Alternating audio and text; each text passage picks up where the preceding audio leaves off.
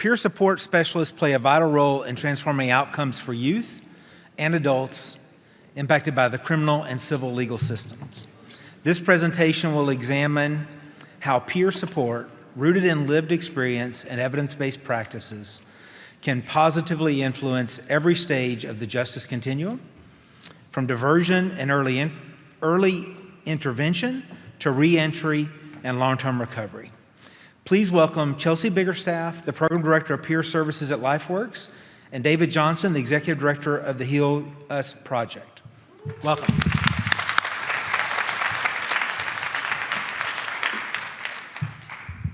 Thank you so much. And before we get started, I actually just wanted to say that this presentation, in conjunction with the next presentation, are meant to work together. So in this presentation, you're going to see an awful lot of material. It's pretty content heavy, a lot of education and information that is meant to hopefully direct you or lay the foundation for what will be the next session with Doug Smith here.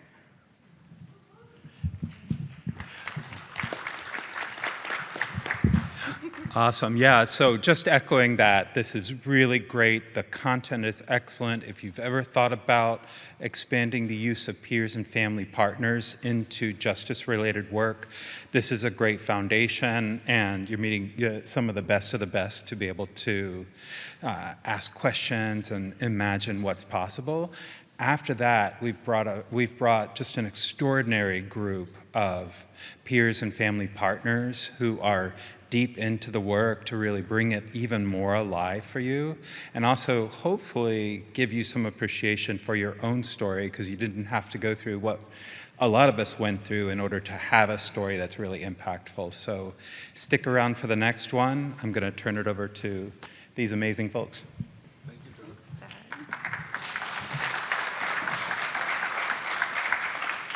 All right. So real quick, this is kind of the agenda that we have set up for today, right? We're going to briefly, I know Wayne just did an excellent job of introducing what this is, but we are going to briefly introduce a little bit about ourselves, David and myself.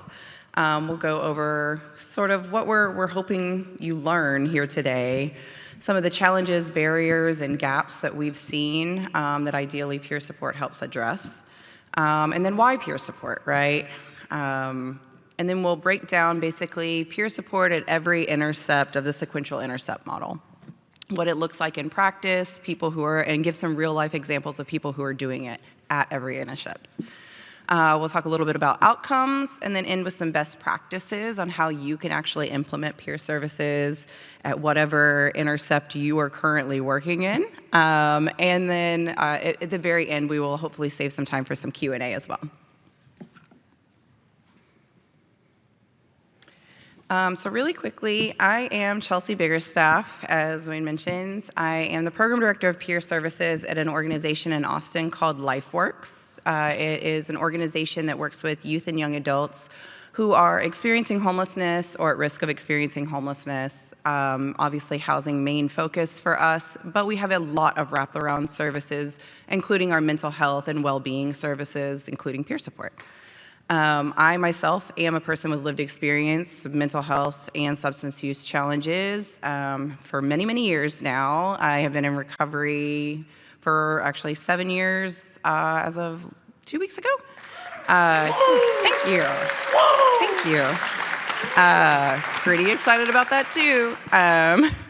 So yeah, I am a person, like I said, with lived experience. I have since in my recovery journey become a certified peer specialist as well as a state certified peer supervisor. So I have basically over the years become all things peer support and really take pride in being able to champion lived experience for everyone. You're short. I am short, I'm sorry. That's okay. There'll be a lot of movement. Yeah, this is going to happen. Good morning, everyone. Oh, yeah, I'm just handing this to you. Sciatica. Okay. My name is David Johnson. I'm the Executive Director of the Heal Us Project.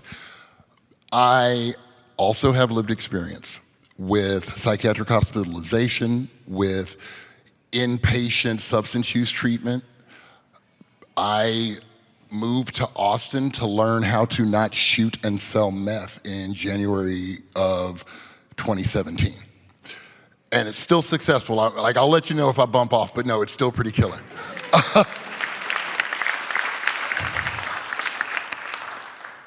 I came into this work leaving behind software. I came in through a Hog Fellowship, shout out to the Hog, and I spent about 6 years and some change working on city, county, and state policy around carceral systems and their intersect with public health systems, specifically around behavioral health, which I hope everyone knows when I say behavioral health, I am speaking about substance use, the full arc of harm reduction, other DSM-4 mental illness diagnoses, and trauma itself. Today, and I've also worked in a number of other areas around post-carceral restoration. Today, I work as a consultant and strategist. I work on innovation. And I think that word is very key here because everyone who is here in person or tuned in is here because they recognize the need for innovation in the way that we address these issues, because the way that we have always done things has continued to not work. I am someone who has participated in all of the peer trainings. However, because of my previous roles, I never received my certification because it wasn't part of my job description to be supervised for 250 hours. And so jokingly, I am the most peer qualified, non-certified peer. So I say that up front because the lack of RSPS and stuff behind my name, don't get it twisted. If I didn't know what I was talking about, Chelsea wouldn't have signed on for this with me. So thank you. Oh, huh? Boop. Okay.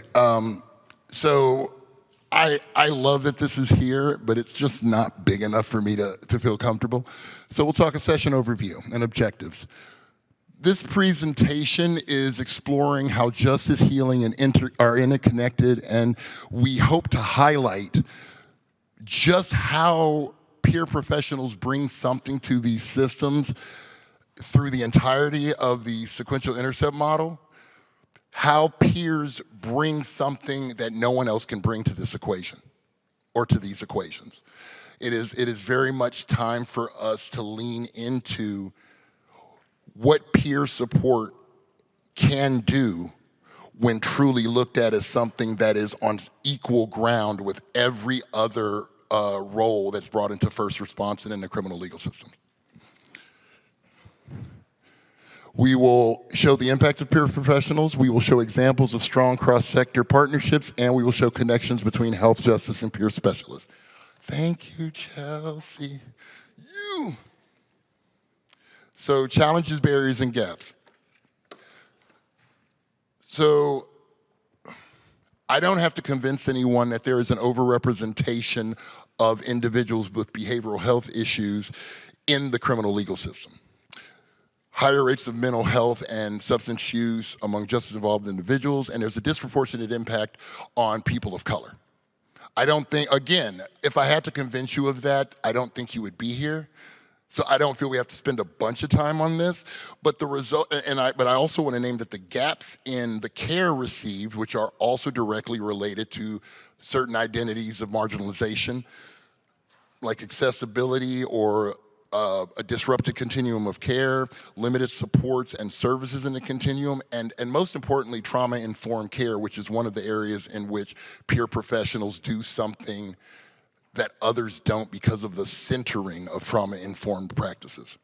So the results we have are higher rates of re-engagement with justice and health systems.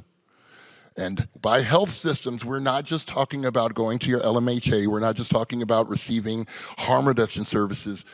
We are talking about the other health systems as well. We are talking about housing. We are talking about childcare. We are talking about the things that often get unseen when people talk about health. And the poor health and recovery outcomes also shows that there is a lack of effective engagement in how things usually operate with regard to the outcomes we want to see for individuals. Very often we talk about systems level change, but if we are ignoring the needs of the individual, specifically around their recovery from whatever behavioral health issues are plaguing them, then we aren't truly serving them. Chelsea.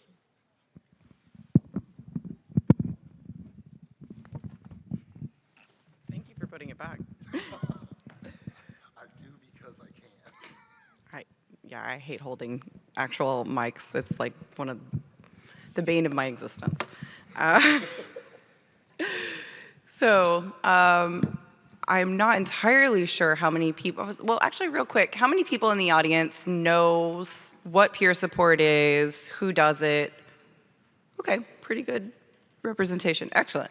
For those that don't, peer support, just in a nutshell, right, is the act of people who have similar or lived experience, giving each other encouragement, hope, assistance, guidance, and understanding that aids in healing and/or recovery.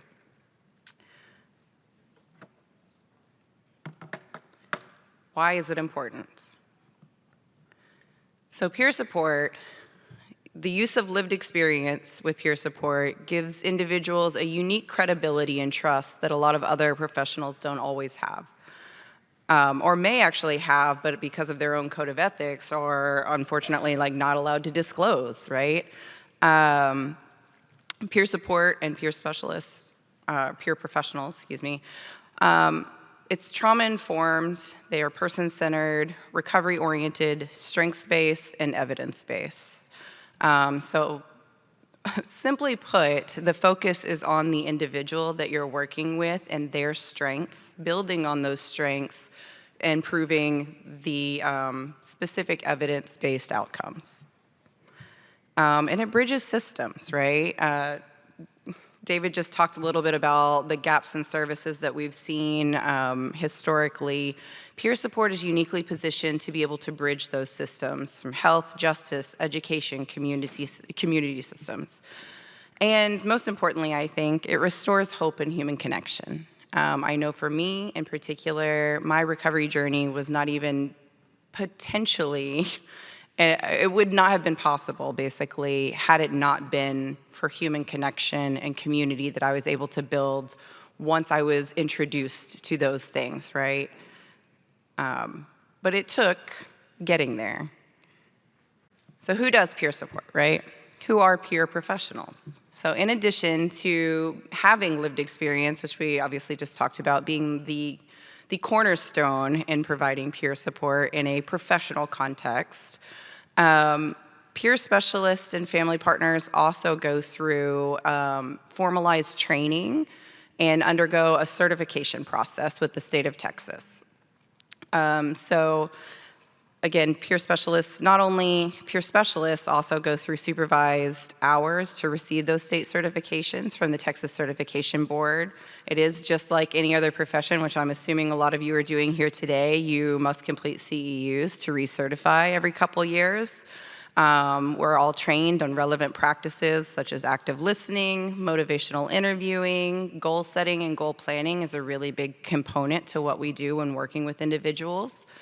And then there is an ethics complaint review process. You know, like it is a legitimate profession the same way that, you know, any other healthcare provider also works with.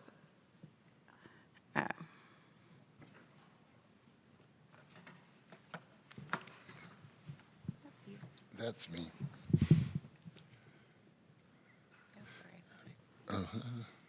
Is that one? Correct. Okay. Thank you. So, did any show of hands? I'm sorry for those online. Feel free to raise your hand. On. Look, we're going to do whatever we have to do for whatever level of engagement we can do. So, show of hands. Who has seen the sequential intercept model before? Also, very good for. So.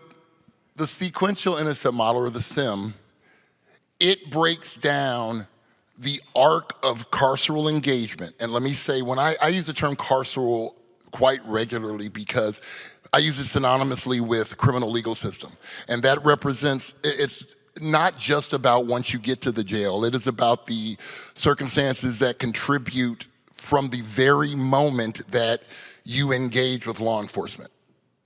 Heck, I would offer that it actually begins before that, but that's a discussion for another time.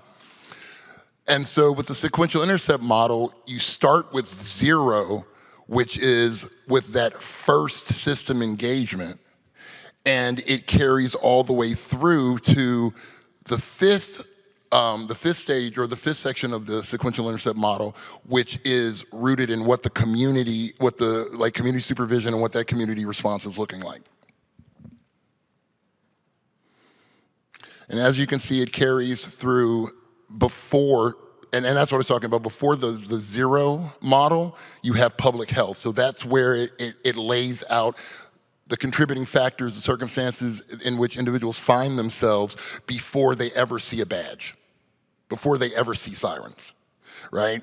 And so then you have the community services. It moves to the initial detention in the court hearings. That's booking, that is magistration.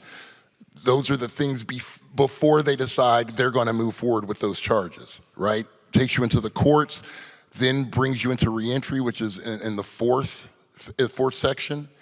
And from reentry, it is about what does it look like for moving beyond that point. Will you click? Oh, thank you. Yay. So peers, so we're looking at community services, and peers can really contribute greatly to stabilization of both individuals, and I would offer communities, and as we'll get into later, systems as well. And they build long-term wellness. The relationship between peer professionals and the peers that they support is one, Chelsea just smiled because I used the proper language, is one that centers healing. Reflect that back to yourself. It is one that centers healing. And so understand that as we talk about the ways in which peer professionals and then our inclusions into the systems at all of the areas of the SIM, we're talking about systems also being committed to centering healing. Because if all on board are not centering healing, you will see a lot of dysfunction kick up in how those services are provided or how they are appreciated and received. And it reduces criminal legal system involvement. There is just something powerful about bringing peers in who do understand what individuals have gone through. There is something powerful about the connection, because as Chelsea outlined earlier, it was that human connection that without which probably wouldn't be here today. And I can say the same thing applies for me. And that is a piece of the lived experience equation that those who lack lived experience overlook, because they've never depended to their knowledge on connection with other individuals to get them out of something because they've never been in it. So we recognize that early signs, so some of the things that peers do, right? Peers recognize early signs of crisis and support before escalation. That comes from the engagement, the one-on-one engagement, or peer specialists, peer professionals are able to recognize early signs. That we are able to recognize the things that happen before the big things happen, and we can work to head those off at the pass. We also share grounding techniques and coping strategies because that is part of peer training. We model hope and recovery. People need to know that it's possible in order to even listen to you talk about it. The hows and the whys. Not the whats they should do, but the hows and the whys they can and could. Peer professionals create welcoming, judgment-free environments, help with basic needs, wellness planning, like individual wellness plans, so that the person is able to best access what they, on their own, define as health and healing. And also, peer professionals promote peer connection and community belonging. One of the powers of peers professionals is the ability to remind individuals who have been disconnected from community for far too long that community not only exists, but community exists for and with them.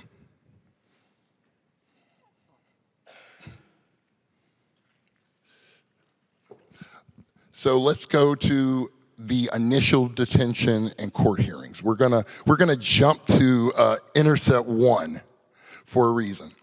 So peers can be a calming support for individuals during the detention, the post-arrest, but pre-magistrate or before the pre-indictment phase is how I like to look at it. And often peers connect with individuals in a way that they have otherwise not been connected. And as a result of that connection, peer professionals are able to guide peers. And let me use this word guide. I don't mean forcefully. When I say guide, I say being able to help a peer find their own way and find their own power of self-investment. That is the extent of the guiding. Peer professionals do not tell folks what to do.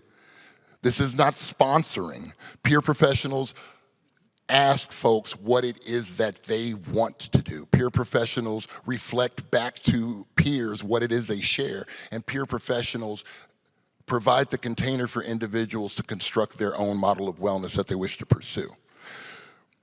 Using tools like motivational interviewing, that is where ask the questions, but first and foremost, listen. The listening is most important. The listening informs the questions. The listening informs the reflection. The listening is what allows a peer professional to truly hand the power back over to the peer. Resource navigation, peer professionals are not housing navigators. Peer professionals are not employment navigators. However, peer professionals are there to help individuals know how and where those resources are available. And in that way, there is absolute support from peer professionals and for individuals navigating systems. Warm handoffs to service providers. So with those housing navigators or those housing providers, with those employment navigators or the employment providers, peer professionals are absolutely A-OK and trained to do the warm handoff with partners so that an individual never feels like they've been let down or dropped. We've all experienced something where someone told us that they would support us and we felt like a dropped ball. The inclusion of peer professionals in systems is meant to avoid that because it is difficult to overstate the negative impact that feeling like a drop ball has on individuals. But also, circling back, the trauma-informed engagement. Again, think of the worst trauma that you've experienced in your life, whether or not you have been public about it, and then ask yourself, reflect back on what it has looked like for someone who has shared that experience to have a conversation with you. Whether it's losing a parent or going to prison, the connection of being informed by that trauma, but also the skillful training of peer professionals so that they know what to do with their own traumatic experiences in order to help others is key to the success of peer inclusion and the positive impact that peer specialists have on the peers themselves.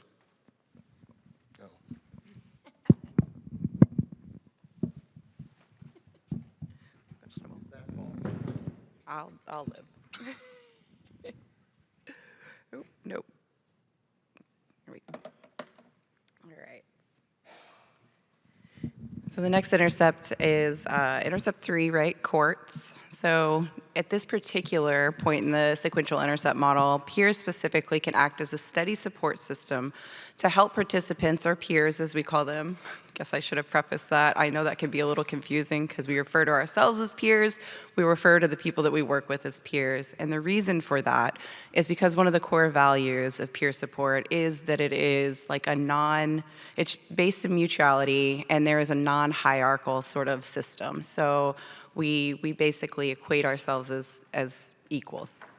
So peers can act as a steady support system to help other participants or peers navigate trials and program requirements and support participants in aligning the court processes with their overall goals. Again, going back to that goal setting and like what's important to you, right? And these requirements that the courts are setting up right now, how do they tie into what it is you want to do or who you want to be? Some of those, like I just mentioned, we do that through goal setting and future planning that connect those things.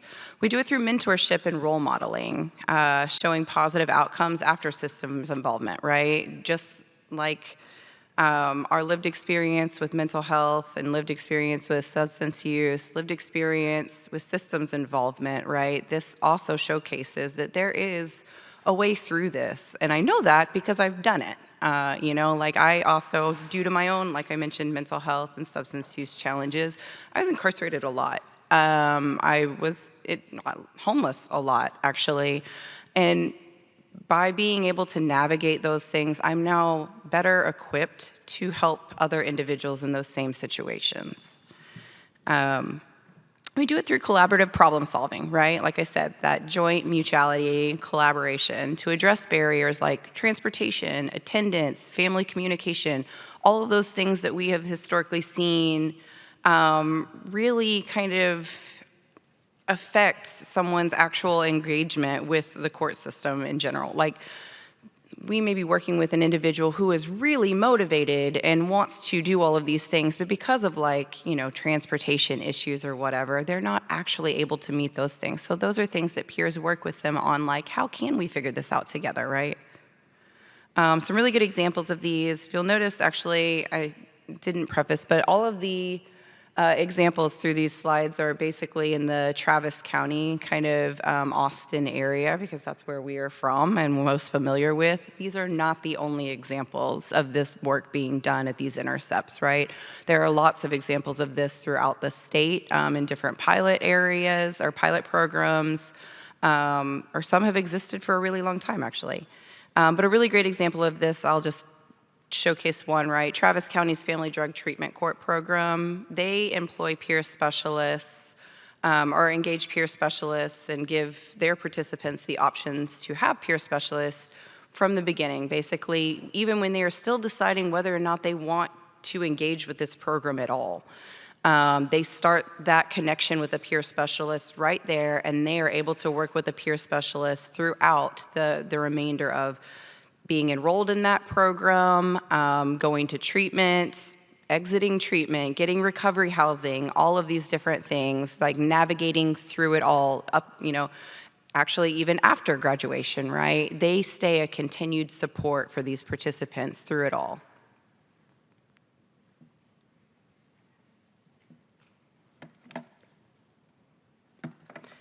So reentry. At this particular stage, peer professionals support individuals in planning for transitions related to exiting incarceration and reentering society, right? They teach life skills and they navigate services that assist in sustained recovery, often being able to share their own experiences with those same services. That's one of the unique things I think about peer specialists who have actually engaged with previous services, is that it lands a little differently, and there's just more information and context that you can provide when you're not just providing a resource to someone or something that you know of or that you've worked with, but you can actually say, I have been through this, right? I went through this particular program. This is how it affected me. These were the pros and these were the cons. Do you see this as something that might work for you, right? So some of the ways that they do that, right? Like I mentioned, transition and reentry planning. Again, identifying goals and needs that they that would help support them before their release. Then life skills educations, right? Training on budgeting, time management, communication, self-care, all of those things that are necessary for reintegration and successful just life.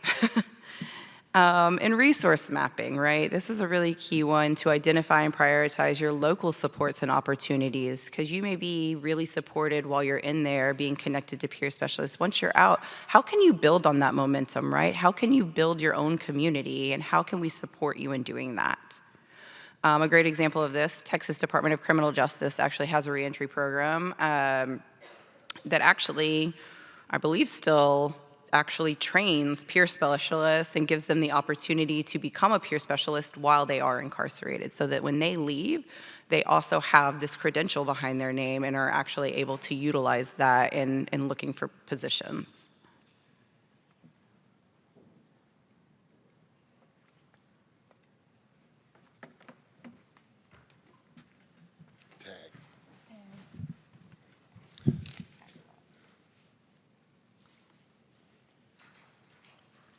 So community corrections. Peers are key in making sure that individuals who are on probation or parole fully understand the scope of what that means. We know that community supervision officers are understaffed, and they have caseloads far too great for them to be able to be quite as effective as they may have imagined they would be whenever they got their degree.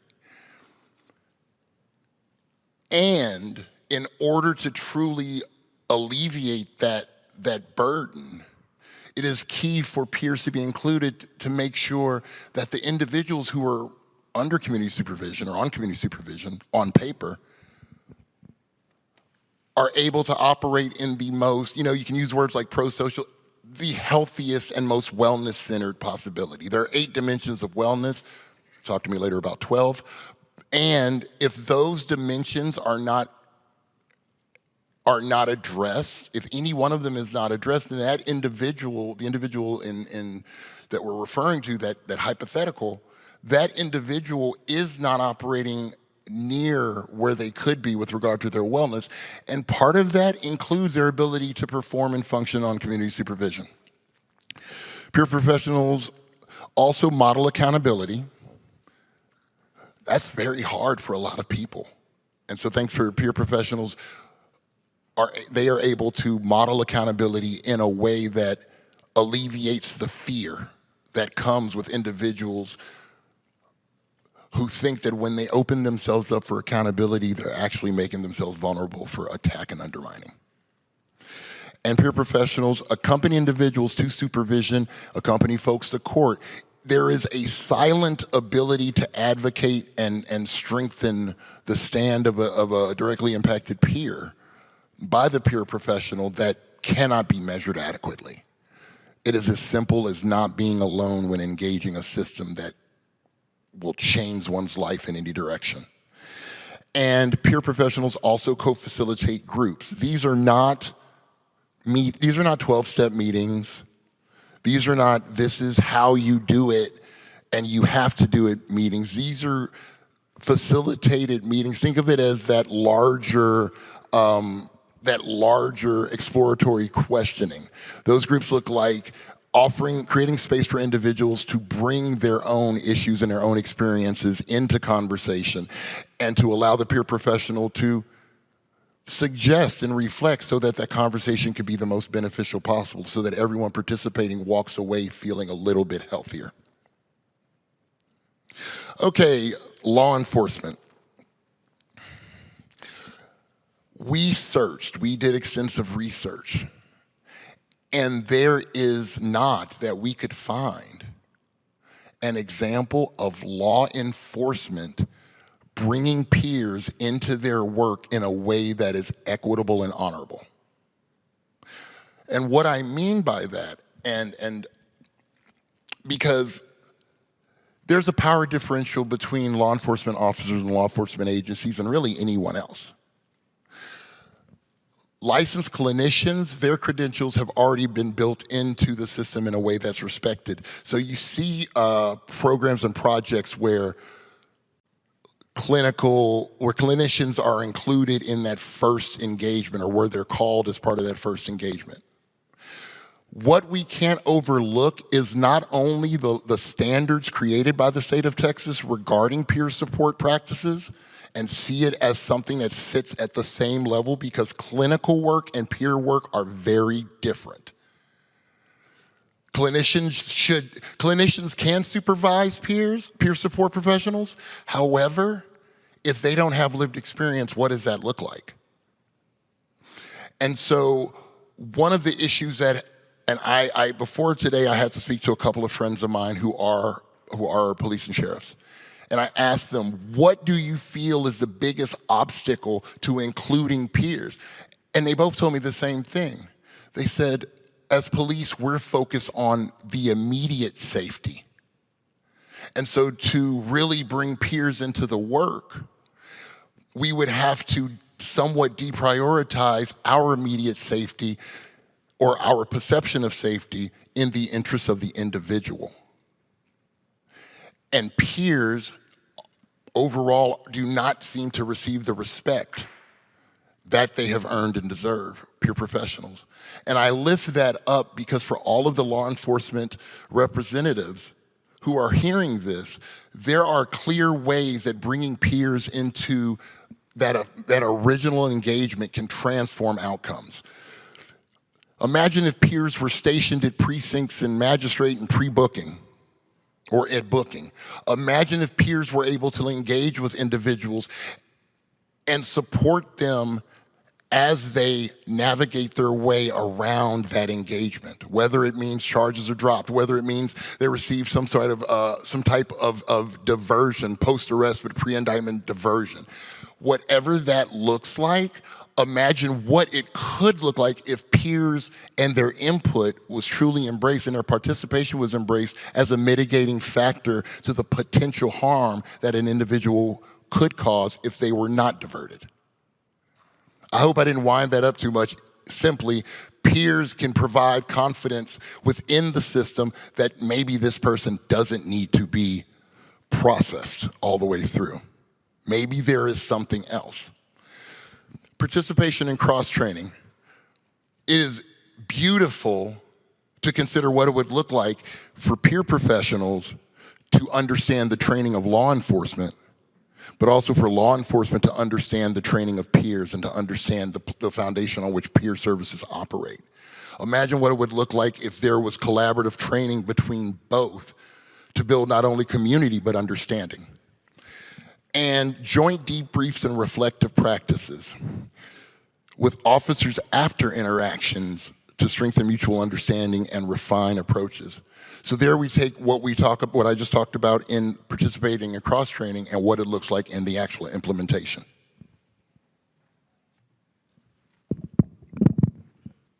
Boop, boop. You're welcome. Yay. Yay. All right, so why is all of this important, right? We just gave you some examples of how this is being done on a day-to-day at most every one of these intercepts, right? But ultimately, the reason we wanted to bring this to you today is more of an ask, right? Not just to continue the work that's being done with peers, but to expand upon it. And then the reason for that, right, is to create a culture change. While the use of peer specialists, like I said, within the judicial system has increased, the need and the potential for growth is extensive. And by doing that, we can move from a place of us versus them that is so common between not just like, we see it on both sides, I will say, from individuals who work in the system, right? A lot of times view individuals with behavioral health needs as, you know, less than or a person that needs to be fixed or someone that we have the solution for, right? Opposite side of that spectrum, individuals with behavioral health needs often see the system as like the enemy. And by integrating peers into the entire sequential intercept model, we have a chance to reduce that barrier and to change how this is being seen. You'll notice that through the slides I described, or I had written peers doing things using words like co-facilitating and cross-training, right? Because the hope is that when they're working more closely with judges and lawyers and law enforcement and probation officers and many of you in this room, honestly, that we aren't just bettering outcomes for the people that we serve, but that we're also bettering the outcomes for the system as a whole. And that is transformative, right? That we have the potential to move from providing trauma-informed care to individuals to a healing-centered engagement scenario.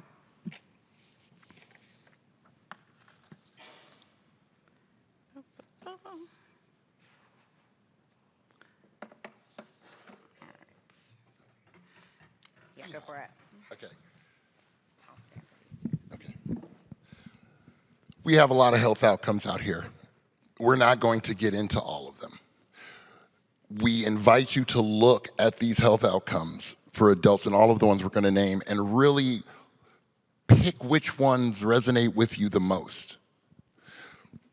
I will share something while you look at that, so the time is right.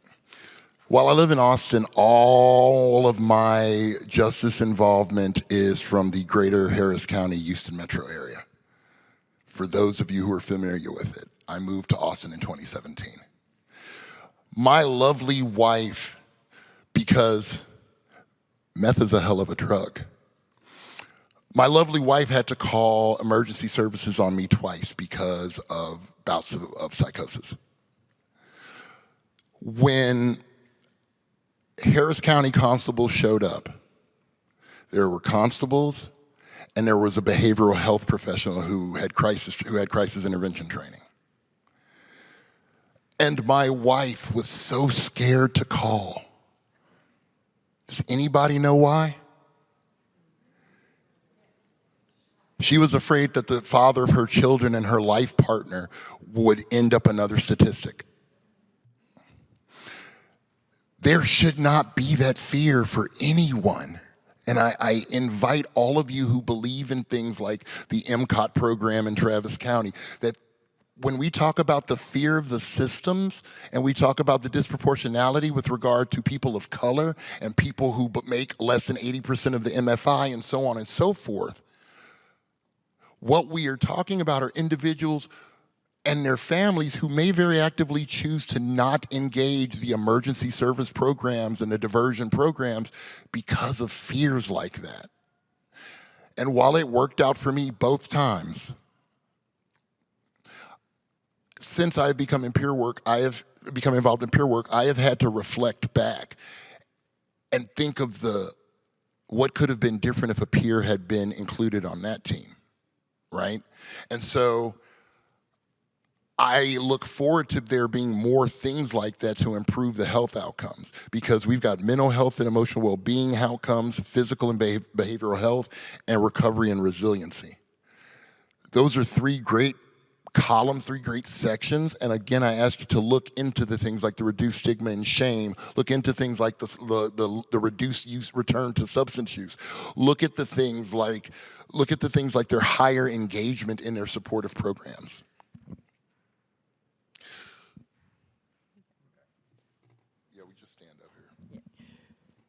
So actually, for the sake of time, because there are a lot of outcomes actually that we have listed, both for adults and for youth, right?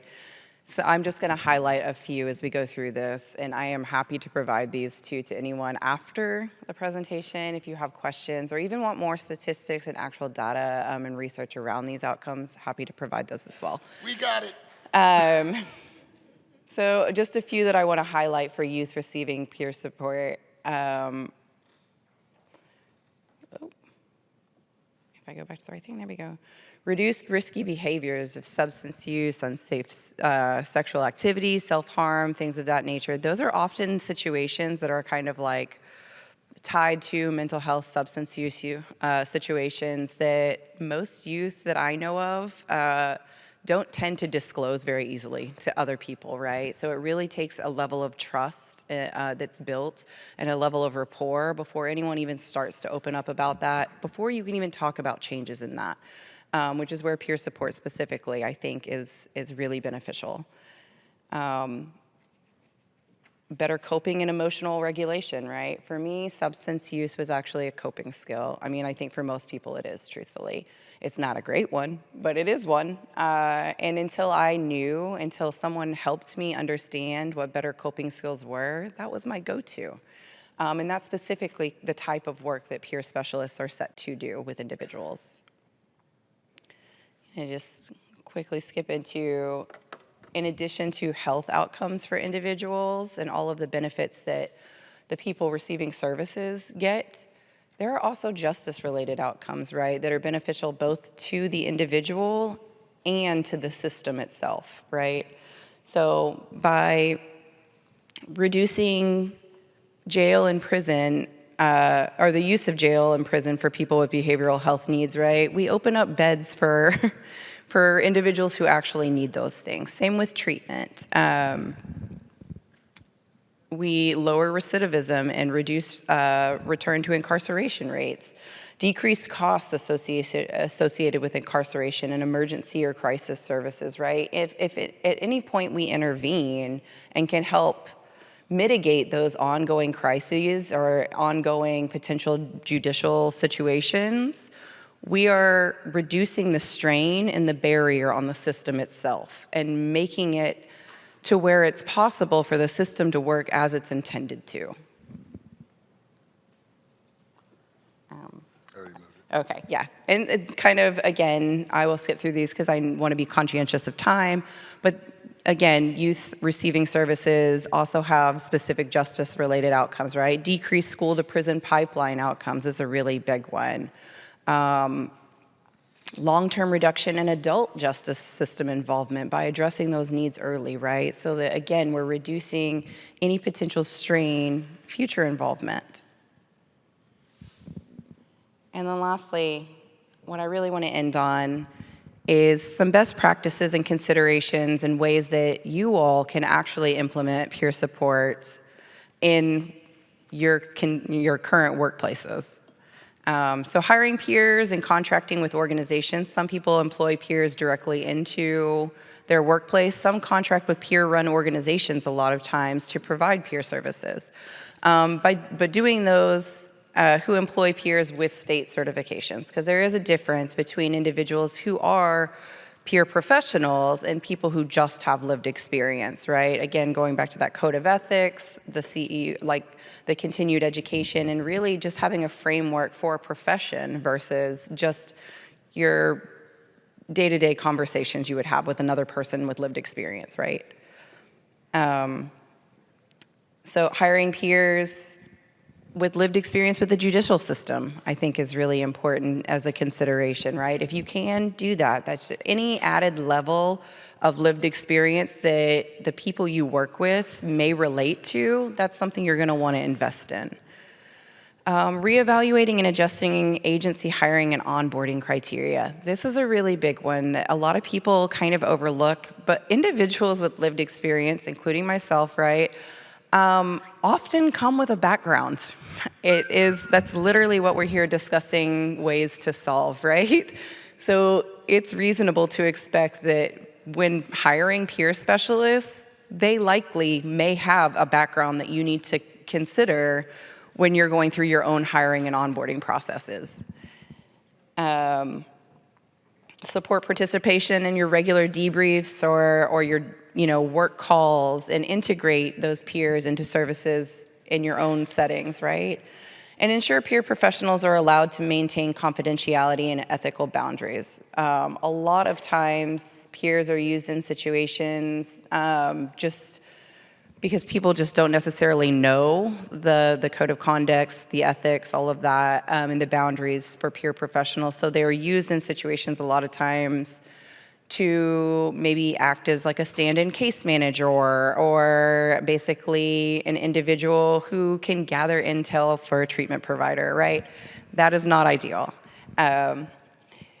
So last, I will end with, if you have any questions about, if you're mulling this over and you have questions around how you want to integrate peer support into your specific intercept, please reach out to myself or David, obviously, but also the Texas Peer Professionals is a new workforce coalition, basically, for peer specialists specifically set aside to help answer these types of questions. Their information is provided. David, you want to skip a couple slides? Yes. Down to our contact information, and you can obviously reach out to us as well. Thank you. Thank you.